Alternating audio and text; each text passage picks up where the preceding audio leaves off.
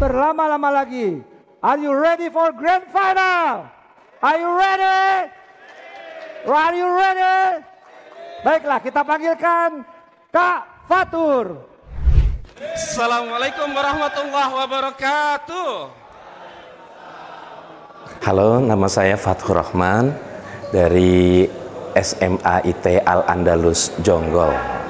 Untuk besok kita cuma 2 saja persiapannya.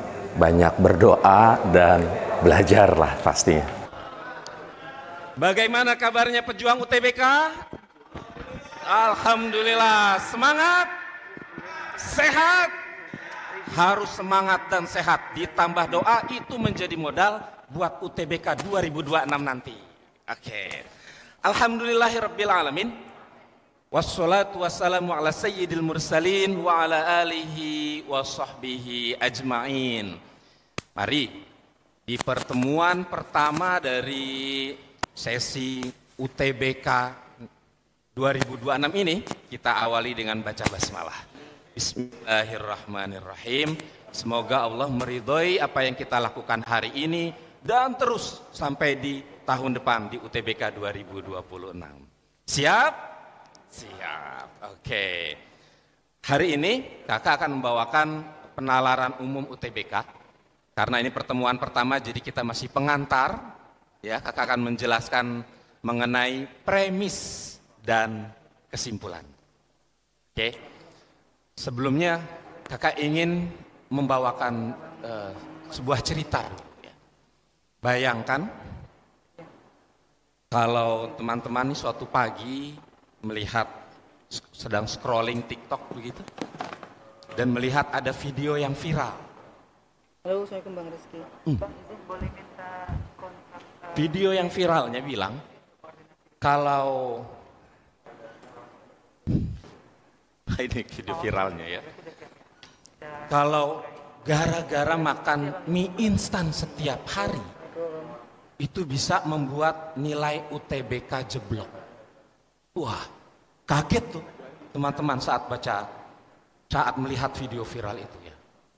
Bahkan kalau di kolom komentar tuh ada yang percaya mati-matian, ngaku kalau dia langsung berhenti makan mie instan. Tapi ada juga yang nggak percaya. Dia bilang, itu cuma hoax. Nah, pertanyaan saya adalah, bagaimana kalian tahu bahwa informasi ini hoax atau fakta? Bagaimana kita bisa mengetahui sebuah informasi itu valid atau tidak? Apakah dari banyaknya jempol, banyaknya yang nge-like, atau banyak yang nge-share, atau informasi yang valid, fakta itu karena disampaikan oleh influencer yang terkenal. Oke.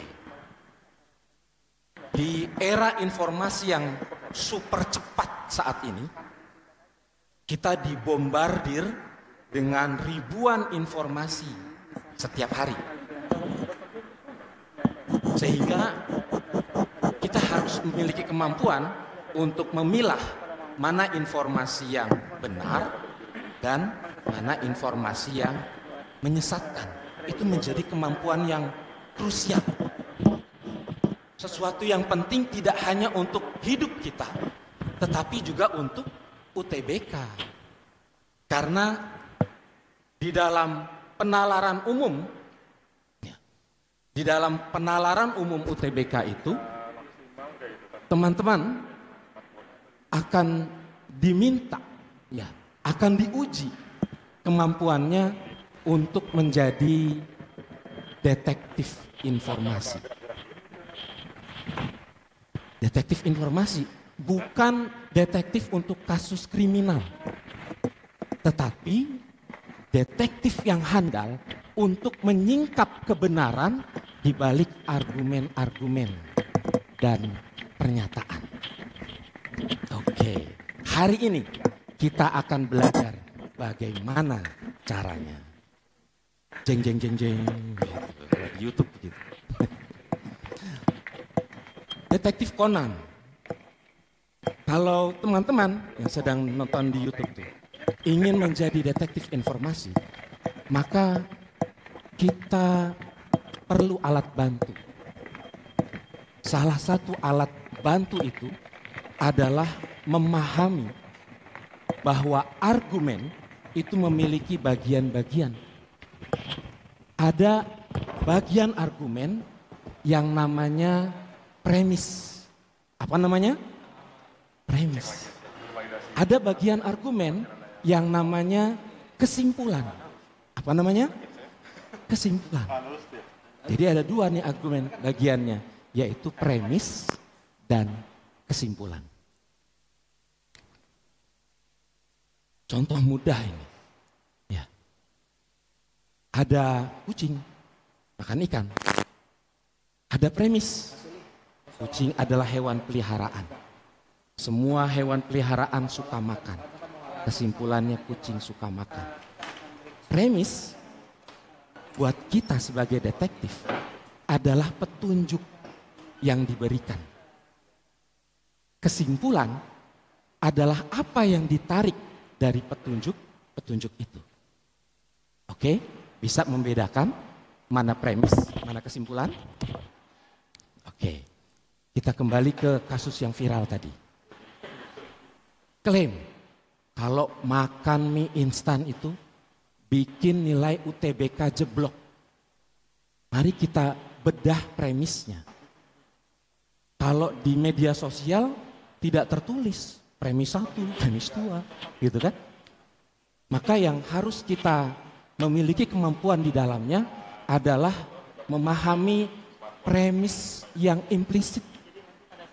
Mungkin ini adalah bunyi premisnya adalah mie instan tidak sehat. Kemudian orang yang tidak sehat sulit konsentrasi belajar. Orang yang sulit konsentrasi belajar jadi nilai UTBK-nya jeblok. Jadi kesimpulannya orang yang makan mie instan nilai UTBK-nya jeblok. Kalau seperti itu terus gimana? Nah, kita perlu kritis untuk berpikir. Kita perlu bertanya, apakah semua premis ini benar? Apakah premis serta kesimpulan yang dibuat ini memiliki hubungan yang kuat? Memiliki korelasi yang kuat? Oke.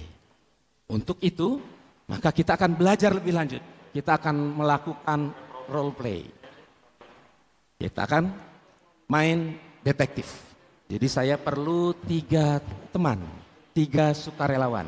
Mungkin Mas Bayu, Mas Mawardi, dan teman sekamar saya bisa maju ke atas panggung. Kita akan bermain detektif informasi. Jadi saya akan memberikan, cukup di situ aja. Panggungnya milik saya. Kita akan bermain detektif informasi. Jadi teman-teman, saya akan memberikan, ya, akan menampakkan kartu klaim di sini. Tugas dari teman-teman adalah menyimpulkan apakah klaim tersebut hoax, fakta, atau butuh verifikasi lebih lanjut karena masih misleading, gitu ya. Oke. Jadi kita akan berikan waktu 2 jam lah ya. Kita akan berikan waktu 20 detik mungkin begitu, ya. Kepada Mas Bayu nanti ada pertanyaan pertama, kemudian Kak Udi pertanyaan kedua, dan Mas Mawardi pertanyaan yang ketiga. Kita coba ini kartu yang pertama. Silakan. Kita berikan waktu untuk menyimpulkan, kemudian mungkin memberikan premis yang implisitnya, dan barangkali ada cacat dalam argumen di situ. 18, 19, 20. Silakan Kak. Oh, mana mic-nya ya? Ya, ditulis ini hoax atau fakta. Boleh ya? Kan bawaan dia tenang gitu kan, manggil sama Oke, bagus sekali. Katanya ini adalah facts. Di garis bawahi studi. Jadi alasannya ini apa nih, Kak Bayu? Alasannya karena ada yang mendasari. Jadi kalau ada studi berarti ada penelitian yang mana penelitian itu sudah pasti metodenya sudah jelas. Terus pengolahan datanya juga sudah jelas dan hasilnya pasti juga bisa dipertanggungjawabkan karena tadi. Sip, jangan panjang-panjang. Habis durasinya. Oke ya. Bagus sekali. Ya. Sebetulnya ini bukan tentang kesimpulan benar atau salah, tetapi tentang cara berpikir hingga sampai pada kesimpulan itu, gitu. Tadi yang Mas Bayu sampaikan, dia bisa sampai pada kesimpulan fakta karena ada yang mendasarinya, ada premisnya, yaitu studi. Ya, ada dasar ilmiahnya. Meskipun mungkin kita perlu verifikasi lebih lanjut, apakah studi itu bisa dipercaya atau tidak, gitu ya. Terima kasih, Mas Bayu. Selanjutnya untuk Mas Kak Udi, kartu yang kedua. Silakan. Apa kesimpulannya? Apakah ada premis yang mendasarinya? Apa alasannya? Ya. Bagaimana, Mas Kak Udi? Wah, langsung hoax kan? Kenapa nih Kak Udi? Iya, kalau dilihat nggak ada data yang seperti tadi ya. Tidak ada informasi yang cukup kalau dengan makan wortel langsung tahu nih pikiran orang. Kayak apa sih istilahnya? Kayak Deddy Corbuzier, ya itu perlu latihan berapa tahun kan gitu. Jadi kayaknya hoax ini gitu. Nggak ada data yang menyatakan itu gitu. Oke, terima kasih Kak Udi. Keren. Ya. Pada kasus ini membaca pikiran orang bisa dilakukan dengan makan wortel. Makan wortel bagus tuh buat meningkatkan kemampuan baca tulis ya, baca buku ya. Tapi kalau baca dengan makan wortel, apa hubungan logisnya? Di sini kita mengenali adanya kekeliruan kausalitas. Oke? Apa namanya? Kekeliruan kausalitas. Kekeliruan sebab akibat. Tidak ada hubungan logis antara hal ini. Oke, Mas Mawardi berikutnya. Kita ke kartu yang ketiga. Silakan. Hoax atau fakta dan apa dasarnya? Menurut saya kartu C ini hoax juga. Kenapa itu, Mas? Tidak ada data pendukung. Tidak ada data pendukung. Gitu. Oke. Iya, sih. Oke. Terima kasih, Mas Bayu.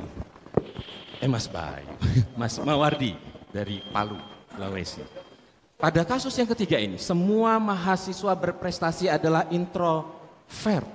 Kata Mas Mawardi, ini hoax. Kok bisa sampai pada kesimpulan itu? Kenapa ya? Ya, kita lihat. Apakah mahasiswa berprestasi itu adalah introvert? Mungkin iya, tapi ya tidak semua. Ya kan? Ada ekstrovert, ada introvert. Jadi dia telah mengambil kesimpulan berdasarkan sebagian untuk semua. Ada kekeliruan yang namanya kekeliruan generalisasi.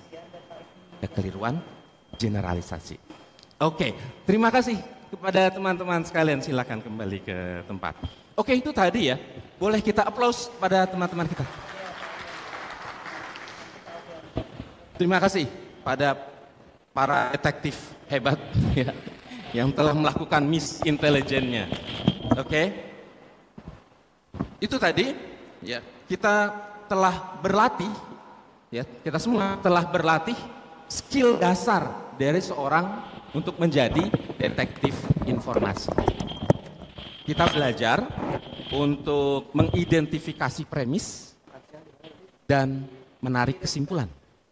Dan juga sekaligus kita belajar juga untuk mendeteksi adanya cacat dalam argumen atau dikenal sebagai kekeliruan logika. Oke. Nah, teman-teman sekalian, dalam UTBK soal yang akan kalian hadapi itu bisa berbentuk teks, paragraf. Bisa bentuknya data dalam bentuk tabel, diagram, grafik.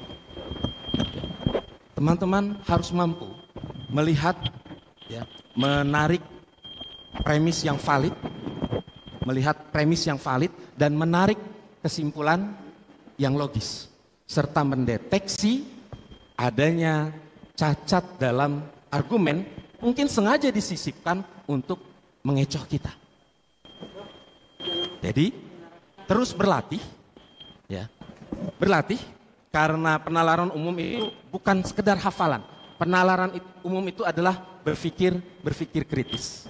Dengan memahami penalaran umum, dengan belajar penalaran umum dan memahaminya, maka kita tidak hanya bisa memilah informasi di media sosial, tetapi juga bisa menjadi kunci sukses dalam penalaran umum UTBK. Oke, ada pertanyaan? Bagus sekali. Kita jumpa lagi pada kesempatan yang lain. Selalu semangat, jaga kesehatan dan terus berdoa. Subhanakallahumma wa bihamdika asyhadu an la ilaha illa anta astaghfiruka wa atubu ilaik. Wassalamualaikum warahmatullahi wabarakatuh. Sukses. Waalaikumsalam warahmatullahi wabarakatuh. Sukses luar biasa. Keren banget Kak Fatur. Silakan berdiri di sini dulu. Baiklah, hadirin yang berbahagia, baru saja kita menyaksikan penampilan yang luar biasa yang penuh dengan ketenangan, penuh dengan inspirasi dan juga gaya mengajar yang interaktif dari Kak Fatur, luar biasa sekali. Baiklah, apa yang ditampilkan beliau tadi sungguh menunjukkan kualitas guru UTBK yang siap mencetak generasi yang unggul. Insya Allah. Baiklah, kini saatnya kita mendengarkan komentar dan review ataupun catatan dari perwakilan Dewan Juri Penalaran Umum, yaitu kepada Bapak Alfiansah Sandion Prakoso MPD dan juga Bapak Ifni Muharman MPD, sekiranya dapat memberikan review masing-masing 5 menit. Silakan kepada Bapak Alfiansah Sandian Prakoso MPD. Baik, bismillahirrahmanirrahim. Assalamualaikum warahmatullahi wabarakatuh. Pak Fatur Rahman, saya ingin mengucapkan yang pertama-tama selamat kepada Pak Fatur Rahman sudah masuk ke Grand Final hari ini. Dan itu merupakan sebuah proses yang panjang dari tahap seleksi awal, semifinal dan akhirnya masuk di final dan sekarang ada di panggung Grand Final ini. Saya pertama-tama mengucapkan selamat atas itu. Dan yang kedua, saya ini sebetulnya takjub dengan kemampuan Pak Fatur Rahman. Kebetulan mungkin karena sudah sangat berpengalaman dalam mengajar anak-anaknya di sekolah, sehingga pengalaman itu tidak bisa bohong, Pak. Untuk kemampuan delivery kelas, Pak Fatur Rahman ini sudah kalau saya bilang sudah sangat luar biasa, sangat bagus sekali. Alhamdulillah, terima kasih. Baik kegiatan inti, kegiatan pembuka maupun kegiatan penutup. Tapi mungkin mohon izin berkomentar Pak, bukan karena saya yang paling tahu dan paling bisa, tapi karena diminta saja jadi Dewan Juri. Karena saya juga pengalaman jauh di bawah Bapak sebetulnya gitu. Untuk konteks penalaran umum, saya itu dari tahap final penasaran sebetulnya Pak. Penasaran. Bapak ini membuktikan bahwa menjawab pertanyaan penalaran umum tidak perlu pakai pakem. Dari pola yang Bapak sampaikan, dari mungkin cara Bapak menjawab soal, tidak perlu pakai pakem tapi jawaban bisa betul. Nah, akan tetapi Pak, mungkin tidak semua siswa level reasoningnya itu setinggi Bapak.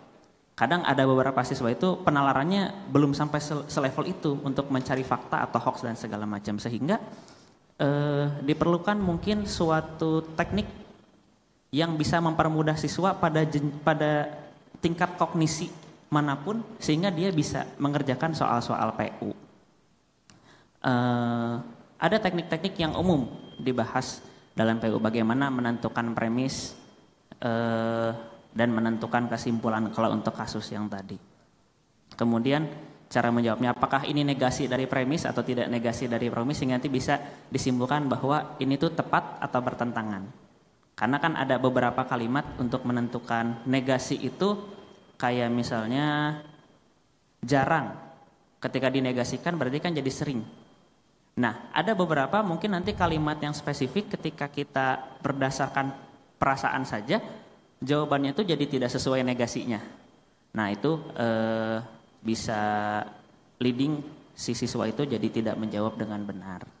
Nah, untuk ini makanya saya sangat penasaran sebetulnya Pak. Mudah-mudahan di Grand Final Pak Fatur bisa menyampaikan bagaimana cara tips mengerjakan soal PU untuk level anak-anak karena micro teachingnya sudah bagus banget. Jadi mungkin ke depannya Pak, mudah-mudahan nanti untuk pengerjaan soal tips dan trik bagaimana mengerjakan soal itu dalam waktu secepat dan sesingkat-singkatnya, tapi jawabannya bisa betul karena konteksnya mungkin ini kan untuk ujian. Tapi kalau untuk basic penalaran seperti apa, ya ini sudah sangat tepat. Tapi nanti untuk konteks pengerjaan soal tidak mungkin kita bridgingnya sepanjang ini terus, ya Pak ya, supaya nanti skorlah yang tetap menentukan apakah nanti anak akan masuk ke perguruan tinggi impiannya atau tidak. Mudah-mudahan dapat diterima. Mohon maaf jika ada hal yang kurang berkenan. Terima kasih. Assalamualaikum warahmatullahi wabarakatuh. Waalaikumsalam warahmatullahi wabarakatuh. Oke, assalamualaikum warahmatullahi wabarakatuh. Waalaikumsalam. Secara umum Fatur Rahman, apa yang saya sampaikan sama ya dengan rekan saya di samping. Dari segi pengelolaan kelas, interaksi sama siswa itu dapat banget Pak. Artinya kita datang kelas itu yang awalnya, apalagi kami di bimbel. Bimbel itu kan selalu kita istilahkan datang ke bimbel itu baterainya itu lowbat Pak, karena kan mereka aktivitas capek di sekolah. Tapi ketika ngajar memang terlihat segar, jadi yang awalnya baterainya 1 jadi 3 misalkan dengan aktivitas yang Bapak sampaikan. Nah tetapi memang kami belum melihat di sini salah satu contohnya itu adalah misalkan ini kan penalaran umum tadi udah dibagi-bagi udah benar 1, 2, 3. Tapi kita belum lihat nih. Ini soalnya seperti ini, kemudian cara mengerjakan seperti ini. Nah benar kata teman saya tadi Pak bahwa tadi kami juga di ruangan diskusi bareng ya. Bahwa sebenarnya di kami itu ada, kalau soal begini ini rumus yang dipakai seperti ini. Nah ini Bapak tidak pakai rumus tetapi masalahnya benar. Masalah bahwa masalah itu. Itu benar, tetapi memang kadang-kadang siswa itu butuh sesuatu yang pakemnya begini gitu. Itu aja sih yang perlu diperkuat. Tapi secara umum kita senang menghadiri perKBM-an yang Bapak asuh. Demikian Pak. Assalamualaikum warahmatullahi wabarakatuh. Waalaikumsalam warahmatullahi wabarakatuh. Baik, terima kasih kepada Bapak Alfiansa Sandion Prakoso MPD dan juga Bapak Ifni Muharman MPD atas review yang telah di